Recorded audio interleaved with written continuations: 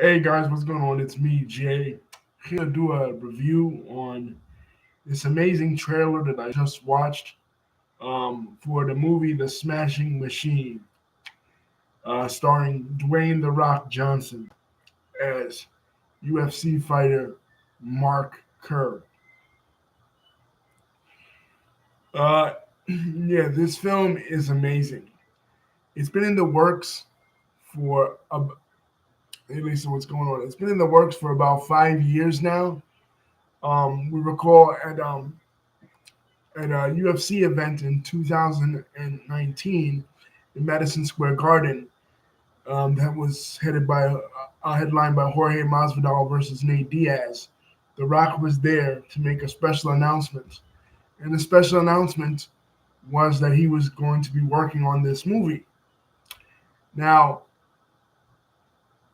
and I distinctly remember it because The Rock was booed at this event because he came out to his music. This is Madison Square Garden, but this is not a wrestling event. This is a UFC event. And his music came out. He watched the fight. He presented Jorge Masvidal with the title, and and then he made the announcement. But up until he made the announcement, he was booed out of the arena. The MMA fans, the UFC fans, they hate The Rock. They hate everything having to do with wrestling. But I think they like this film. Let's get into the trailer. Um, the trailer starts with The Rock looking at like Mark Kerr. Unbelievable. He looks nothing like himself. And I remember telling Lisa, hey Lisa, what's going on, by the way?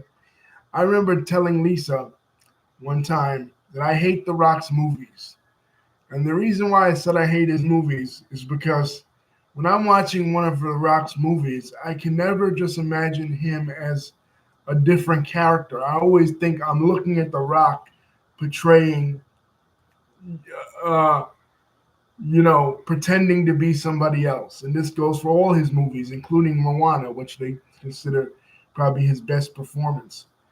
But in this trailer, by the trailer, um, this is not the same thing. You know what I mean? Like you actually could imagine The Rock as Mark Kerr. He doesn't look anything like himself. He looks completely different. Mark Kerr, the real man, the subject of this movie, was a freaking Hulk. Like they call Hulk Hogan Hulk, right? But no, this guy Mark Kerr, he looked like the real Hulk, the action hero. Like the way this guy looked, he had muscles coming out of places you didn't even know existed. That's how big this guy's muscles were. Like muscles on top of muscles. You know what I mean? Like this fucking guy looked like he wasn't even human, that he was carved out of rock. That's how intimidating he was, you know. And he's in the doctor's office and he's talking with this old lady, and she thinks that he's somebody. And she says, "Who are you?" And he says, "Have you ever heard of the Ultimate Fighting Championship, the UFC?" And then they show him fighting in Pride. That's funny because you're talking about the UFC, but you show him fighting in a different MMA promotion. But anyway, anyway, what does it matter anyway? The UFC owns Pride, right, since 2007. But I just found that funny. But she says, "Isn't that the thing they're trying to ban? Because this is the 90s, and we know we talked about it a lot that the federal government was trying to ban the UFC in the 90s." He says, "Yeah," and then she says, "Well, do you hate each other?" And he goes, "Absolutely not." And I think that's yeah, David. Lisa says she loves The Rock with his cute self, and David says, "You smell what The Rock is cooking." I think that's an important thing to bring up. That although UFC is not like WWE, it's real competition. It's just competition. It's just a sport. Guys don't actually hate each other. You know what I mean? Like it's just they're just competing, just like any other sport. And then Emily Blunt plays his girlfriend. Uh, she is from the movie The Royals, from the TV series The Royals. She's pretty good in this. And they show him going through his pain addiction. Now, a little bit of the life of Mark Kerr. Who is he? Where does he come from? What does he mean to the sport of mixed martial arts? Well, he is he's from Toledo, Ohio, originally born in Toledo, Ohio in 1968. When he was having problems with his mom had to move to Davenport, Iowa, and the and the reason why he has such a dark complexion is his mother is Puerto Rican and his dad is Irish. So he was of Puerto Rican descent. Initially, he wanted to be part of the WWE when he was growing up as a kid, but that was not to be. He got into wrestling, field freestyle wrestling, amateur wrestling, and he actually competed against another UFC legend, Randy Couture. And he went to Canada, Edmonton, Alberta, where he wrestled, and he wrestled against Kurt Angle, believe it or not, um, in the late 1980s. But he makes his UFC debut in the 1990s, in 1994. But I think it's 94. Let me look up, guys, to make sure.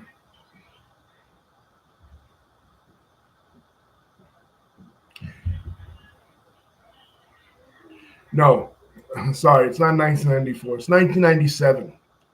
So that's why the lady said what she said. In 1997, he goes against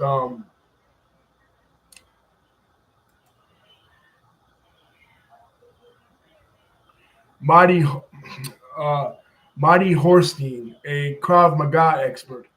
This was the era of the UFC where they were still doing like different disciplines against each other. So he's already competed in Olympic trials, NCAA trials. He's competed in Vale Tudo tournaments in Brazil at this point, and they show this in the movie. He actually competed against um, Mark Coleman, who in 1997, Mark Coleman, as many UFC fans know, was the first UFC heavyweight champion. From there, he goes to Pride, and in Pride 2 in 1998. Now, let me explain what Pride is. Pride was an organization started in Japan. It was kind of like the UFC, but the only difference was they competed in a ring instead of in an octagon. In the movie, that's right, the trailer, they show him both competing in the octagon as well as in the ring. When you see it, MMA competitions in a ring ever, it's usually Pride, right? It's not.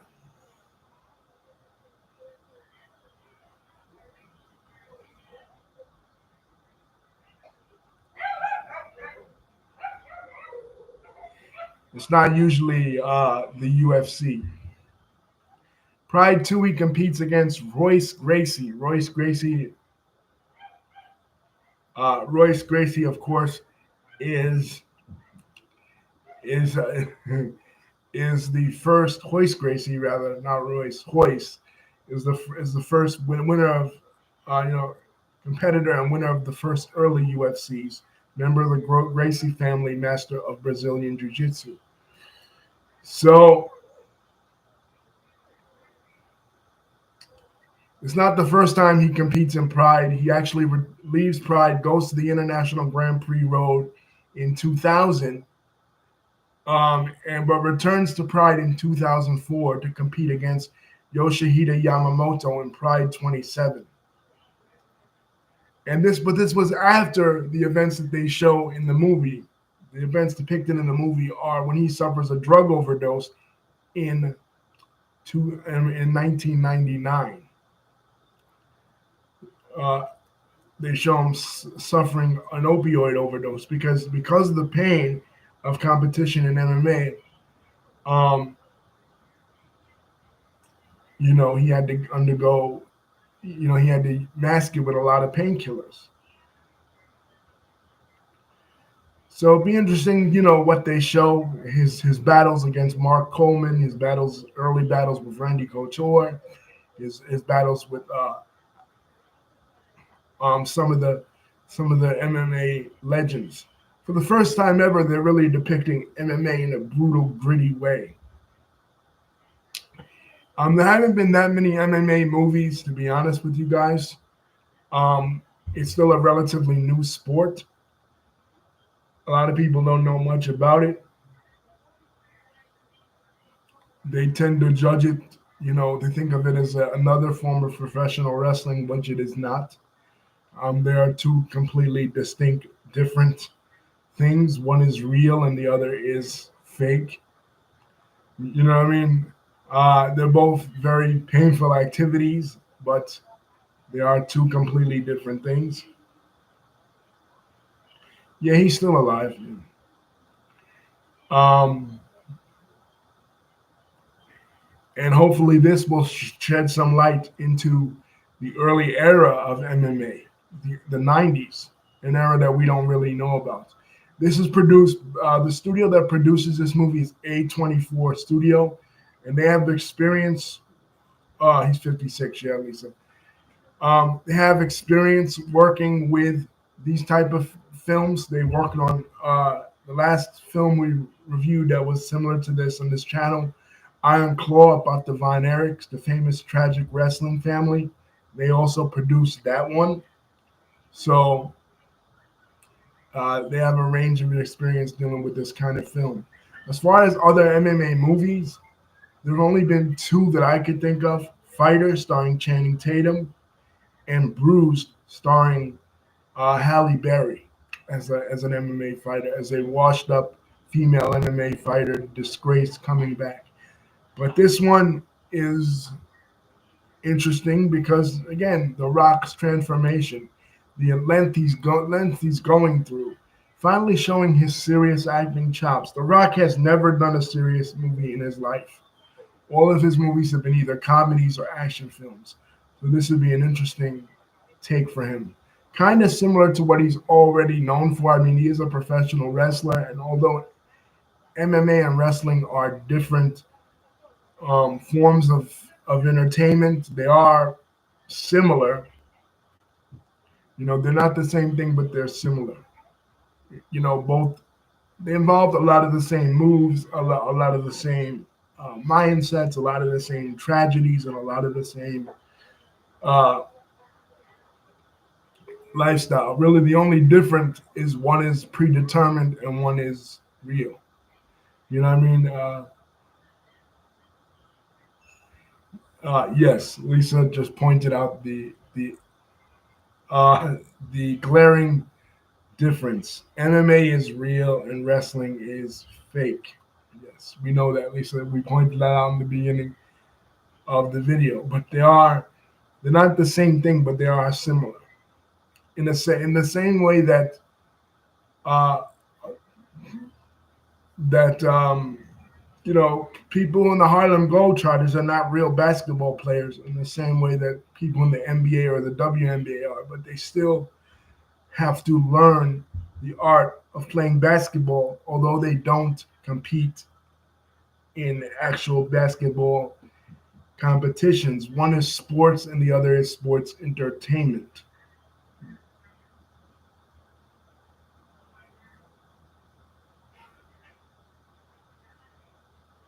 But yes, MMA is real. It's 100% real. It's 100% a legitimate sport. Um, I think that there's a lot of animosity between MMA fans and wrestling fans because the general public, Lisa knows this because she knows I like wrestling and she likes MMA, and I like both MMA and wrestling. But um, that the general public that doesn't know about either one, they confuse the two. You know, they see two people fighting in a boxing ring or a cage, and they feel like it's not boxing, so it must be wrestling. Especially older people. You know what I mean? Like my grandmother and shit. I would watch in the late 2000s, early 2010s, when MMA was really popular. I would watch a lot of MMA pay-per-views, and she'd be like, "Oh, well, that what is that? Some kind of new wrestling?" You know what I mean? That you're watching. You know what I mean? She just didn't know. You know what I mean? But and I think a lot of MMA fighters, they resent that. You know what I mean? They don't want to be put in the same category as wrestlers because, like Lisa's pointing out, wrestling is fake, MMA is real. So they feel like that's an insult to them. You know what I mean? It's like in music. If you have a pop rapper and you have a real hardcore rapper, the hardcore rapper doesn't want to be considered like the pop rapper. You know what I mean? Because to them, that's all bullshit. But to the general public, a rapper is a rapper. You know what I mean? They don't really make that distinction.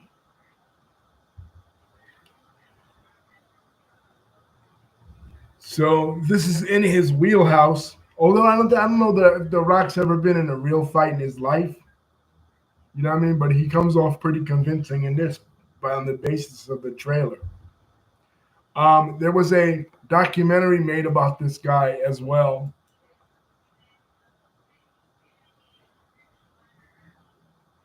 by the same name, directed by John Hamm and Kevin Randleman, Mark Coleman, and Bas Rutten, the famous Dutch fighter, appear in this. So appear in the documentary. So maybe they have roles in the movie, but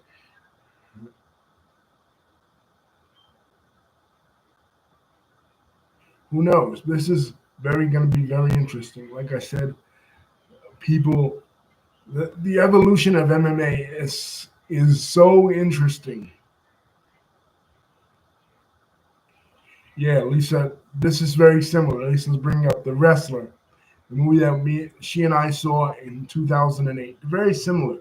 Although Randy the Ram Robinson was not a real wrestler, not a let me rephrase that. Randy the Ram Robinson was not an actual wrestler. He was a composite figure of various wrestlers. But this is very similar. What wrestlers and Rocky is very similar too. Although they're different activities, wrestling, boxing, and MMA, they're all kind of related. All of them are related. Boxing, wrestling, and MMA. The only distinction, like Lisa's saying, is that MMA is real, MMA and boxing are real, and wrestling is fake. But they're all non-team sports. When you're out there and you're competing or you're wrestling, it's only you out there. So you're only one woman or you're one man, right? Is you can't depend on anybody else. So your failures are your failures, and your successes are your successes. And a lot of times, then they depend on the body, and the body is easily broken down, especially when you're fighting. In other sports, you're competing and you're exerting physical energy, like in basketball, baseball, um, track and field, football, whatever. But you're not fighting. You're playing a game, and in those competitions, you're actually out there putting your body on the line. Being thrown around, being slammed, being punched, and that what that means is that your shelf life is a lot shorter than other professional athletes. You know what I mean? Because you're not going to have, well, in wrestling you probably will, because again it's the fake nature of it. But in MMA and boxing in particular, you're not going to have a 20-year shelf life, most likely a 30-year shelf life. You're going to have a very low shelf life, and you're at a very high risk of CTE, more so than a football player. If you think a football player's level of CTE is high, just imagine an MMA fighter or a boxer and their level of CTE and the brain damage that they acquire in their activity. So in those particular activities, you have a lot of loneliness, a lot of despair, and most of the time, people that become fighters, they come from broken homes, they come from terrible family situations. Most of the time, you're not going to run into a person, man or woman, that comes to become a fighter in the octagon or in the ring, and they come from a stable home environment. That usually doesn't happen. You know, they usually come from a hard background, and Mark Kerr is no exception. You know, coming from a hard family situation, into that. So they deal with a lot of drugs. They deal with a lot of isolation because again, it's just you. You know what I mean? And boxing movies, MMA movies, and wrestling movies, for the most part, like The Wrestler, they deal with situations like this. They deal with the drug addiction. They deal with the road life. They deal with the success, the triumph, and the tragedies of what it's like being in the combat sports industry. And if your body is your only commodity, once you're done, what about you now? You know what I mean? Like once you've been beaten up, you have nowhere else to go. You you become meaningless, and we've seen this with so many boxers and so many wrestlers and so many MMA fighters that they continue to try to fight or wrestle way beyond their prime. Ken Shamrock is a perfect example of somebody that's like this. The guy is like in his 50s now, still trying to, relive his glory days of the early 90s when he was in the octagon. You know what I mean? So Anderson Silva, another example of somebody like this.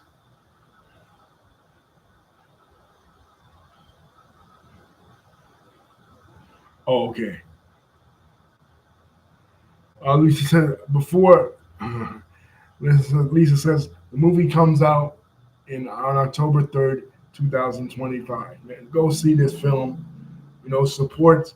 I'm pretty sure you're gonna hear about this film all over Monday Night Raw. I mean, you're gonna probably, if you watch Monday Night Raw, you're gonna hear about this all over Monday Night Raw for two reasons.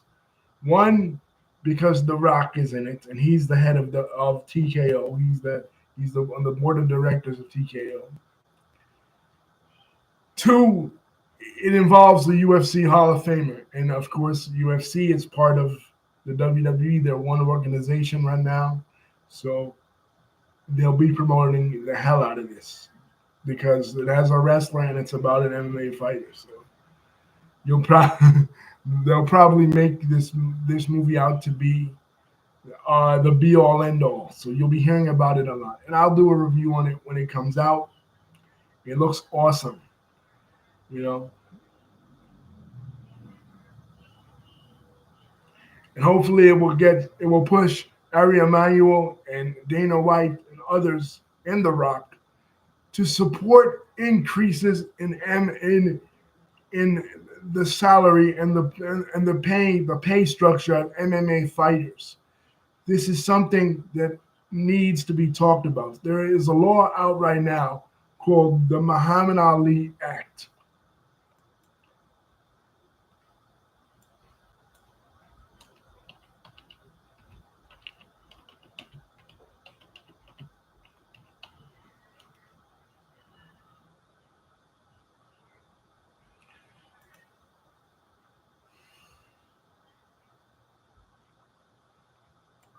Basically, a law about the fairness and treatment regarding MMA fighters and performers.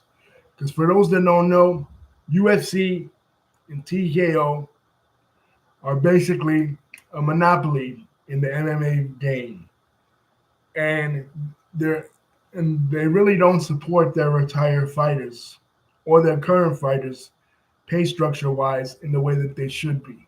both the UFC and WWE, both parts of TKO, are not unionized. You know what I mean? So when fighters or wrestlers retire, they don't get that much support.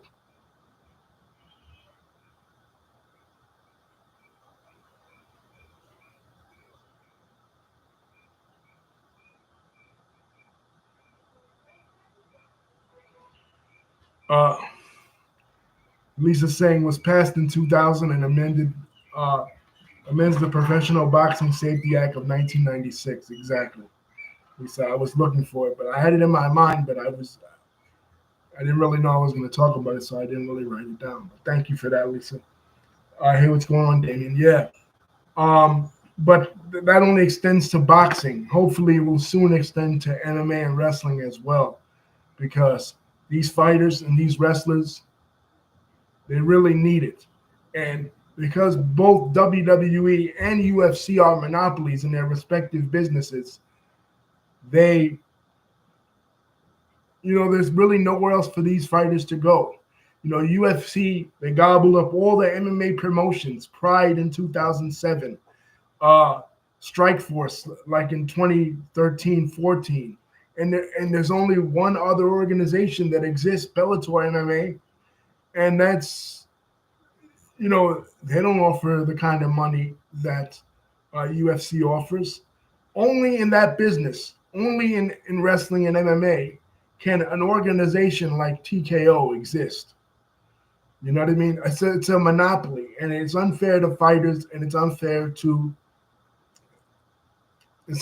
fighters, and it's kind of unfair to fans as well. But because this organization TKO, that The Rock is ahead of on the board of directors of, is in the back pocket of the president of the United States. You know, they are, they don't get scrutinized by the United States government, unfortunately, because they're in the back pocket of this administration. They're best friends with the people in this administration. Linda McMahon works for Trump. Dana White is constantly kissing Trump's ass. And even though The Rock tacitly supported Kamala Harris in the 2020 election, he too, I believe, is secretly a Trump supporter. you know, but regardless of who he supports, we need to support the fighters, because the fighters and the performers, that's what matters. Without them, there is no MMA, there's no wrestling. And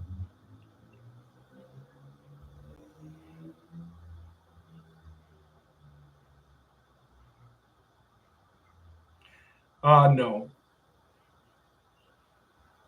Lisa says, no, don't say that. I don't think it does, Damien. No, it doesn't. They, because his legacy is already cemented. But uh, yeah, I don't know if he supports Trump, but I'm just saying, he set out this last election, so who knows? But the point is, a monopoly is not healthy in any business. How they're allowed to exist as a monopoly, and the fact that they came together, it makes it even more unfair. You know what I mean? And why do you think a lot of MMA fighters, retired MMA fighters, have to do? David says he's a Donald Trump supporter. Okay, David, all right. But why do you think a lot of MMA fighters have to do these fake boxing matches with Jake Paul? Because they don't have the you know, financial security that boxers have. So they have to cross over into boxing just to make a boxer's purse. Because Dana White pays his fighters shit. Now, years ago, before 2015, MMA fighters were allowed to have sponsorships on their shorts. Like, you guys remember when Brock Lesnar was competing in MMA? He was, competing in the UFC. They used to have, you know, sponsorships on his shorts, different sponsorships, right? And those sponsorships, they would sponsor a fighter and they would pay the fighter to fight, kind of like in NASCAR. But when UFC made the deal with Reebok, UFC put a stop to that. You know what I mean? There's a good video on that by the YouTuber MMA on Point, and that basically eliminated a revenue stream for a lot of these fighters. So you mean to say that the canvas of the octagon or the canvas of WWE's ring could have all these sponsorships from a million different companies that of revenue streams that go to the company, but the fighter is not allowed to have that? You know what I mean? And we know these fighters and these wrestlers, they don't get health insurance. We talked about uh, the non-union, the non-unionized structure of both professional wrestling and MMA. This is something that Andrew Yang, both the times when he was running for president and when he was running for president in 2020 and running for mayor in 2021, that he spoke about on behalf of both MMA fighters against Dana White and wrestlers against Vince McMahon.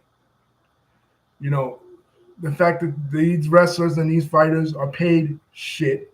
Well, the wrestlers are paid a lot more than the MMA fighters now. You know what I mean? The pay structure is going up for them, but only because they fought for it. But they're still not unionized. You know, they're still a monopoly basically in their respective industries. They only have one competitor. UFC has one competitor in Bellator, and WWE has one competitor in AEW, and that's it.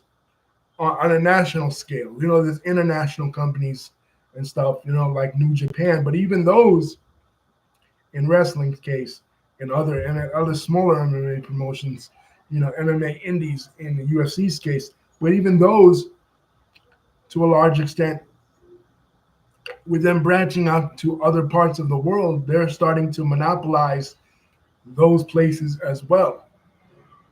And when you're an independent contractor, like a boxer or a wrestler or an MMA fighter,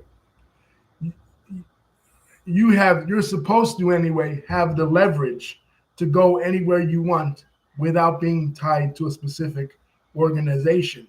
But the way that WWE and UFC makes it by gobbling up every organization, now I have nowhere else to wrestle or nowhere else to fight when you're done with me.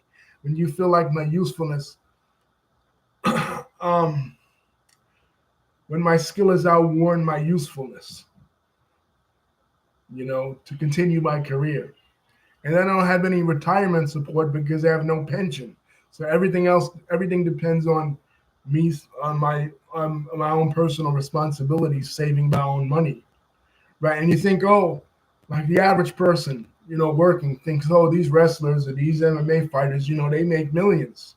Well, they make a lot of money compared to you, but they don't make a lot of money compared to the big bosses like uh, Ari Emanuel or Vince McMahon or Dana White, right? Or Mark Shapiro or any of these big bosses at TKO. They make pennies compared to these guys. Whereas in boxing, you know, there are crooked promoters in boxing too, but in boxing, the the the ball is in the court of the fighter. The fighter has the power. You know, the fighter has the leverage because there are so many different boxing organizations across the world.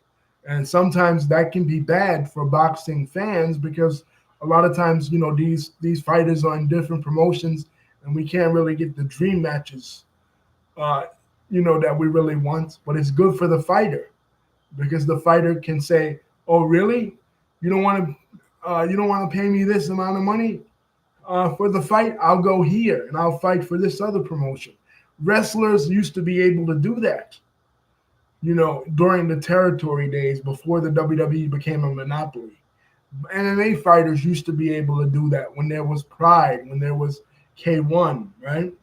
Well, that's kickboxing, but anyway, when there was Pride, there were other MMA organizations. Then UFC bought Pride, and then it's like, okay, well, now there's nowhere for them else to fight. If UFC doesn't want them, where do they fight? And that's why a lot of people give Fedor Emelianenko credit because he never caved. People wanted to see him go into the UFC and fight the best in the UFC, but he never did. He continued to fight in other MMA organizations, and he became basically like the MMA equivalent of Sting before Sting sold out in 2014 and went to the WWE, where he was the only successful fighter to ever make it in MMA, one of the few, without ever stepping into the UFC's octagon, all across the world without ever selling out and fighting for the UFC.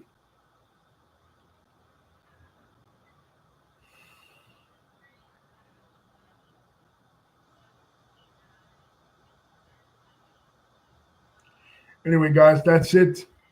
Uh, October 3rd, 2025. We'll be reviewing it when it comes out. Peace. Love you guys. Thank you, Lisa, for contributing. David, Damien. Uh, I'm coming back on for a regular uh, wrestling talk. So, Damien and David, if you want to join me, other wrestling people, we're just going to be talking.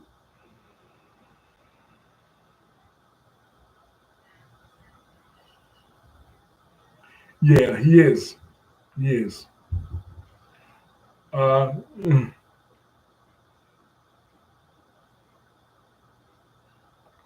but I think he should turn heel. I think he should turn heel. Peace.